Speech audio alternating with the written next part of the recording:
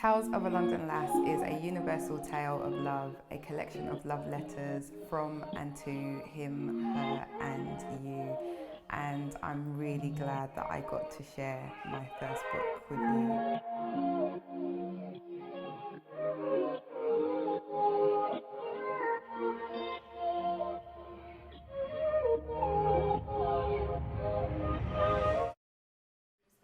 Hi girls, hi ladies. Thank you so much for being here today. Thank you for your continued support in the process of writing the book. And I thought today would be nice to have another Echoes of Love session. So most of you in the room came to Echoes of Love. Echoes of Love was the living storybook that kept the writing of the book inspired and motivated, and I was really, really conscious to incorporate as many stories or love letters as I could, knowing that my voice is one of many, because I just don't believe that there's a unique experience of love. I think so many of us experience so many of the same things. So I started Echoes of Love March 2017 or 2018, and it ran right up until 2019, and here we are with the final version of the book. So thank you for everyone that's come to every Echoes of Love in the run-up to writing the book, and thank you for supporting. So I'll start with the first love letter in the book, and then I will talk to you a bit about what that means to me and my journey through womanhood, and then you guys are welcome to share yours as well. So, first love letter of the book. Dear love, it's you. It's been you all along. It's you I've had a relationship with. It's lasted longer than and has been stronger than any bond with any other. Love, you are the formidable, the catalyst that sometimes changes. You remain constant but change. Maybe it's my view, perception, experience, indulgence, rejection, displacement of you that changes. What is love? That age-old question that everyone says there is no answer to. I used to believe that once I found love, I would definitely be able to articulate what it is. But it's true. There is no answer. I've come to believe that love is conditional. You can love someone unconditionally, but it's based on conditional states like who, when, where, geographically and emotionally. It's not definitive to a single person, place, state, space or time. It's ironic because love, this tiny word with such magnitude, should be savoured for that special one. But if it's such a big deal and comes in so many forms, how can it be reserved for one? Dare I ask, is it possible to love more than one at the same time? What if someone has my heart, is that love? And if another has my soul, is that love? Am I mistaken to allow one person to have such an illusion of grandeur when love, it's you that's the hyperbole? It's you, it's been you all along. All along, it's been love that consumes so much of me. I don't even need to be concerned with which human being assumes the position of love, because love, I know you are greater than anything, and it's probably why you allow me to feel everything with love from me to you. So, so it only seemed right when people say, "Oh, what's the book about?" I just say love. It's about love. So it only seemed right to dedicate the first love letter to my conversation with love. I'll probably reference the most recent tale that I heard Shan read, which was The Father's Hand, which she read on her live recently. I don't know that it's my most favourite tale, but it's one that resonated with me massively. And I would just say the way that we explored it, or Shan explored it on her live, really kind of spoke to me, because my father has such a massive influence in my life, plays such a big role in my life, and just the whole concept of a father sort of not handing over, but passing, one hand to another man, and what it really means, suddenly just really spoke to me in a way that I think I hadn't really considered through the tale that Shan had written in the book. So yeah, a father's hand. So when, I've got a few friends that are married, and if their marriage is going through difficulties, I'll say to them, before you end it, have a bit of therapy, have a bit of couples counselling, see if you guys can talk. Because our history, and black people's history, is that men don't talk, men just work, and if they did talk, they'd be told off and said that you're not a man. It's all this emotional stuff. So we're trying to relearn them now. They're trying to relearn something that they've perhaps never known. And that's just historical. That is the shackles of the history of how we were and how we've come to be. It's a sign of weakness, isn't it? A perceives, yeah. That's how they view it, in terms of if they are open, they're going to be seen as being very weak and not being strong to be able to, take on everything that a woman needs. Yeah, because it's the expectations that's been placed on their shoulders. How would you suggest to create spaces where you can, as Chantal said, encourage men to talk and express? Because it's not always like a relationship scenario. So my example would be like I co-parent with my daughter's dad. So it's kind of important for me to understand his emotional status sometimes. And sometimes I put additional pressure on him without knowing it. I don't know what's going on in his life. I'll be like, yeah, you need to pay for this, you need to do that, you need to pick up at this time. And maybe if I understood his emotional state a bit more, I wouldn't do, no, I probably would. But I suppose, do you have a curiosity about his emotional state? Sometimes I think I realise as I'm around him more, and not just him, like as I say, there's a lot of men in my life, so male friends, my dad, my uncles. As I'm around them more, I realise that there's moments that they have, and they'll just clam up. Might start talking, and they will stop, or we might start watching something that's emotionally charged, and I don't watch this nonsense, blah blah blah. I'm going to watch football, and maybe it's only because I started noticing it. How do I almost say, try and help them stay in that moment and be like, it's okay to talk? Maybe that's it.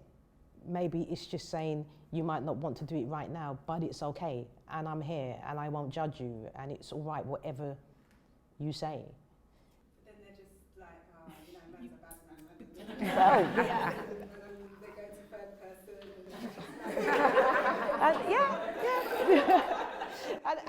And sometimes you just have to go, okay, you don't want to talk, and sometimes you may be able to respond in the third person, or as well, and all right, I'm going to talk to your mate's brethren, who's him, I think it's difficult because that's not how they're brought up, but I know certainly I've got a brother who used to be quite an alpha male.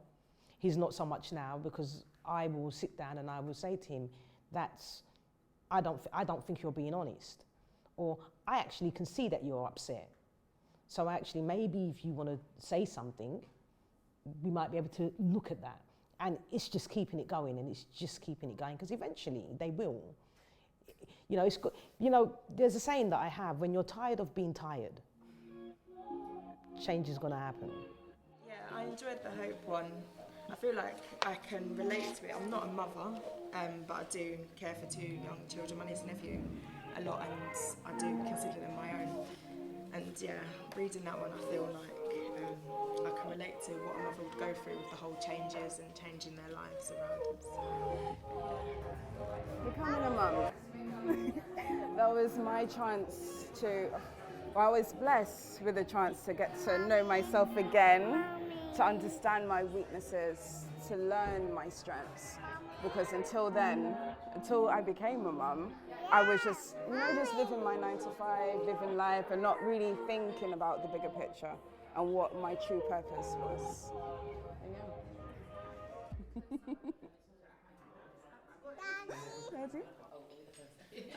So I said, Jans, that I think actually your issue that you had with the book and you thinking it was a personal thing is actually just because it's just written by an amazing author. And so it takes an amazing author to make you, after just half a page to 3 pages, really, really want to read on. Because if the book was dead, you'd be like, great, I'm really glad that this is a quick thing, let me just keep it moving.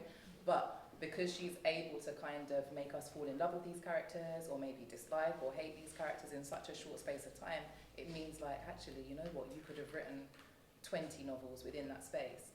And I also mentioned the fact that I feel like my memory's terrible, but I feel like I had a conversation with Shan where she said it was going to be called an underline. Was the book going to be called something about being on the underline? Not the underground. Oh, Tales of the Journey. Yeah, the journey. And so I guess maybe that was in my head when I was reading it, which helped me to kind of accept moving along with the story, because I would just think that I was on the underground. And you see people come on and off the train, and you might have glimpses of them, and you might kind of have a little sneak peek into their lives, hear a little argument that's going on, but you don't get to hear the end of the argument. And sometimes you create your own narrative, or you just accept, you know what, I'm just getting like a melange of stories. And yeah. But I just think it's just because Shan is just wicked, and that's why you're like, damn it, I just want to read more of the book. Is that Aisha next to Leah? Thank you for this angle, by the way, Astra. Leah, who's next to you? Yeah, it is Aisha. Look at you peeping into the laptop.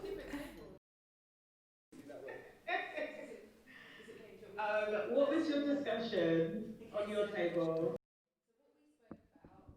From a therapist point of view, with lots of different people come to you with lots of different stories, and then you're interpreting it with that short snapshot. So it's like a snapshot of lots of different things that happen over a short period of time, and that's what normally happens in terms of like from a therapy sort of perspective. But then we also spoke about it in terms of like an anthology, like it's like we know, like for example, when you're looking at it, like anthologies are written by lots of different types of different people, but then with this book it's written by you, so it's lots of different poems by you, but it was just absolutely brilliant. So that's what we spoke about. One of the reasons why I self-published is because I wanted the book to look how I wanted it to look and feel and sound, and I didn't want to go to a publishing house and then be like, oh, it's a bit disjointed, or you need to tell more of a story. So that's one of the reasons. So if it felt challenging in that way, I'm glad, because I wanted it to be whatever it had to be in terms of when I was writing. The second thing is I think sometimes it's a bit challenging because you feel like you know me, and the book is written from so many different voices that are not necessarily my own. So for some people reading it was like, oh, I wonder about what I can get to know about Shan. And you're not going to, because she talks about having a baby, not having a baby, not wanting a baby, being a virgin. What? This can't all be one person. So that's tricky. But also, like, I'm really glad that you referenced The Terrible, because when we read The Terrible, that was the book that made me feel safe in my decision that my book can look how I want it to look. And I really look to Yasa Daly as an inspiration. So I'm quite touched that there's a slight comparison made there, because that was the book that made me think, yeah, this can be whatever it has to be. And lastly, on Catherine's point, it's true, because the love letters are from different voices and they're different conversations to different people, I definitely didn't want to be descriptive. So as we know, there's no time, date, place. There's nothing in this book that will actually make you read it and feel like, oh, that's the voice of a black woman, that's the voice of a young woman, that's the voice of an old woman, because I wanted the book to speak to womanhood more than race, actually. So it was really important that I didn't place settings, because I didn't want it to be limited. It's thoughts and feelings, and that's timeless. And And then there were times when I finished the love letter and I was like, oh, but surely people will want to know what happens next or what more. But at the end of the day, when I say unspoken conversations, it is what it is. You say what you get to say. And literally when I'm writing as if you are in that moment talking to that person or talking to yourself. And so for me to go back and edit and be like, so at 1 o'clock when I sat on the train and stared at the dull grey walls, it didn't feel true to the spoken thoughts that were there in that moment. So I don't know if the lack of description as well was a challenge, but I think people needed to know, maybe there's that missing, that people don't know that it's various voices, and that's why the thread might feel a bit weird.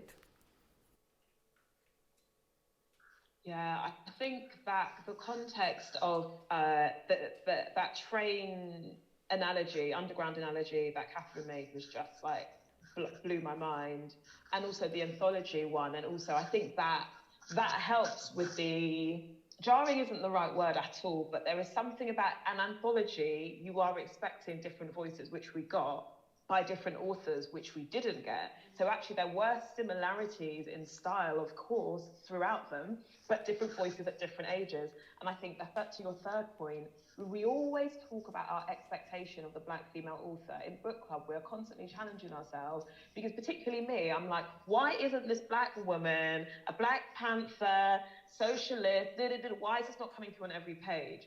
And this is why I had enjoyed Girl, Woman, Other, because on the first page it was like, so about being a Guyanese socialist. I was like, what a book, this is it, because I want to see myself on every single page.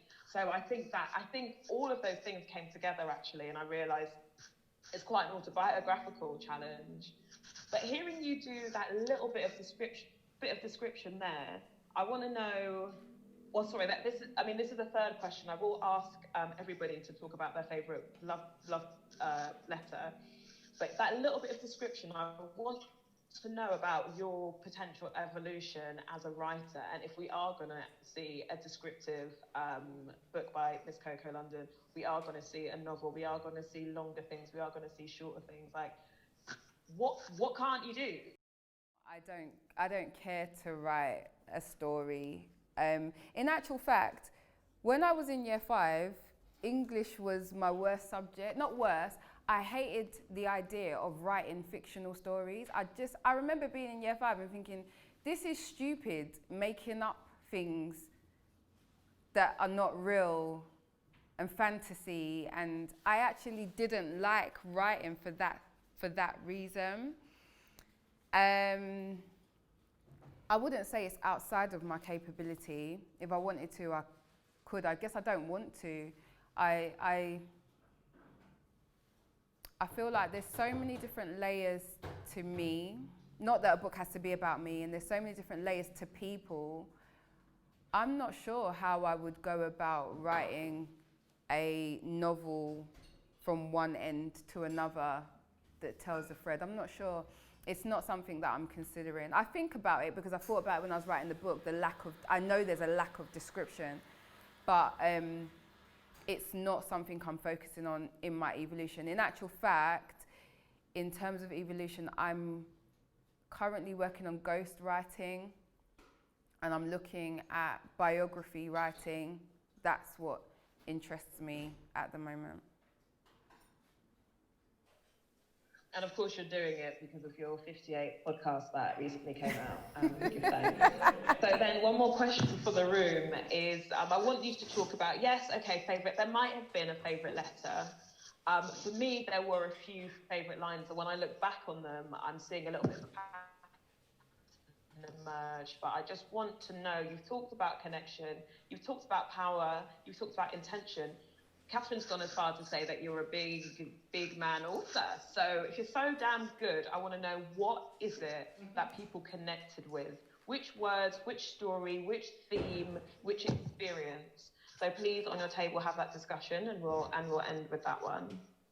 Go. And it's more like the order story. So you go from hope to break, and hope is about miscarriage, and break is about her second son, and I always just generally, because again my bias is that I love it when you think things are done and they're not, and so that these two stories next to each other captures that really nicely. So yeah, I like this bit because of that. Is it sugar? No, it's just on the table. I didn't bring mine. No. Let's get a signature. So we were talking on this table about the fact that sometimes it wasn't whole stories that resonated, but also lines. And the line that resonated most with me, particularly this week, was the one that said, when you choose out of desperation, I guess it's more of a surrender. And that's from I'm Not Her. I will try and keep it not too personal, but my partner's in a career where we often don't get to choose what we do, and we don't get to choose when we do it. And we had some news this week that kind of resonated with me a lot, that line. And that idea that in your mind it might be a choice and it might be something you've picked, but actually when you're only picking for maybe a thing that's given to you, that's not really a choice, that's not really what you wanted. And I've had some lovely conversations this week with Yats as well, about, I guess our choice in that moment is how we handle the lack of choice. And not dwelling so much on the fact that we don't have the choice, but more dwelling on, okay, so what am I going to do in this situation? How am I going to react to this? Yes, it might not be what I picked, but I have a choice now in how I react to that information. I think the most significant part of my journey through womanhood is just becoming more confident as a woman, being more free, being more open, willing to take more risk and just to go for what I want, not being afraid of what others might think, and just growing overall as a woman and becoming my own woman. Yeah. Sorry, Ants. I was just finishing off. Am I okay? Yeah. Yeah, just basically, when I asked you, I was trying to needle, and I said, when are we going to see some descriptive Chantal? And you said, I guess I don't want to. And I think going into the 30s, going into life, the power of no means that you now can have a book that people described as honest and that connected to them. And I think that is the beauty. The things that you have subscribed to and you have decided to do in this book has resonated, and the things that you have not decided to do have further empowered your message. So from us, it's a message of congratulations. I think you passed the book club, and we give thanks. We really do. Like, well done. Well done.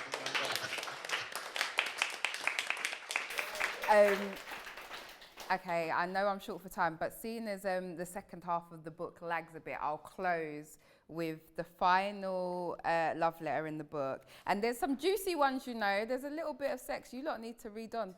But anyway, I'm going to finish with actually one of the first love letters I wrote. And I believe this is like 2015, 16, so even before I knew there would be a book one day or anything like that. I wrote this on a train.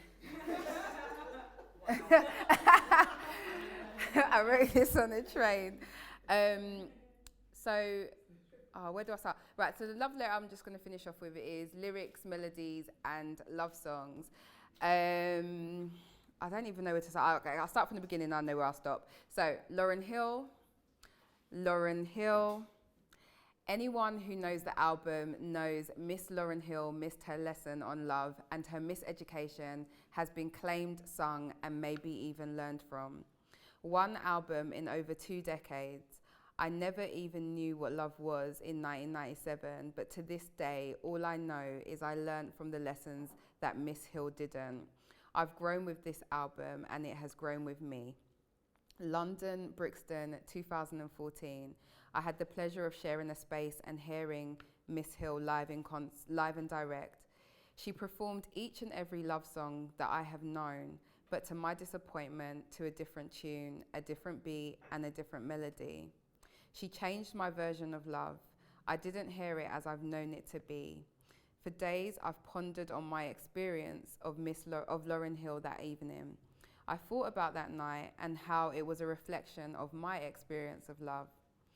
I questioned, if the lyrics are the same, but the melody changes, is it the same song? And for those of you that know, Lauryn Hill isn't allowed to, she isn't allowed to perform her music with the same music that we've known on the album for a number of legal issues, but the lyrics are hers, so she can sing the song, the words, but the beat's different. And I love Lauryn Hill. And it just made me think, for someone like myself who's been in a relationship for a very long time, so there's so many parts of yourself and other people that you know so well, but there's so many bits that change within it. And you are who you are, but you're allowed to change, and that's from a personal point of view as well as in a relationship. And so in terms of what you're saying about being able to say no and being honest and sort of consolidating who you are in that moment, and Aisha talking about, you know, the younger self, do I need to be budding things down or do I need to be being more excited? There are parts of a song, the lyrics, that might stay the same even when the beat changes.